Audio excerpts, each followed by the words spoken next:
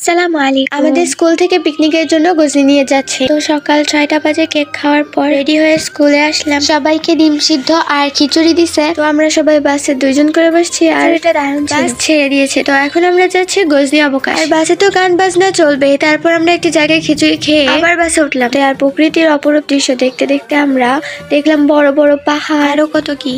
তো আনন্দ করতে করতে আমরা এসে পড়লাম গজনিতে। প্রথমে দেখতে পেলাম এই বড় ডাইনোসরটা করে আছে। তারপর পাহাড়ে উঠলাম, তারপর ছবিও তুললাম আর অনেক সুন্দর সুন্দর জায়গায় গেলাম। আরো হাঁটতে হাঁটতে একটা টাওয়ার দেখতে পেলাম। তাহলে 20 টাকার টিকিট কাটতে হবে। গজনি বোট ক্লাবও ছিল এখানে। তারপর আমরা চললাম নৌকা সবাই মিলে। এখানে স্লিপারও ছিল পুকুরের সাথে। ঘোরাফেরা শেষে সবাই ভাত খেলাম, 7 আপও দিল। চিড়িয়াখানায় ভালুক দেখলাম। क्या नहीं लग रहा है? তারপর আমরা হরিণ দেখলাম, कुछ खाने का है क्या? ময়ূর দেখলাম, আরো অনেক প্রাণী দেখলাম। এখন বাসে উঠে আমরা সবাই বাসায় রওনা দিব। 10 টাকা দিয়ে লটারির টিকিট কিনি, কিন্তু আমি হই নাই। এখন আমরা বাসায় এসে পড়েছি। আল্লাহ হাফেজ।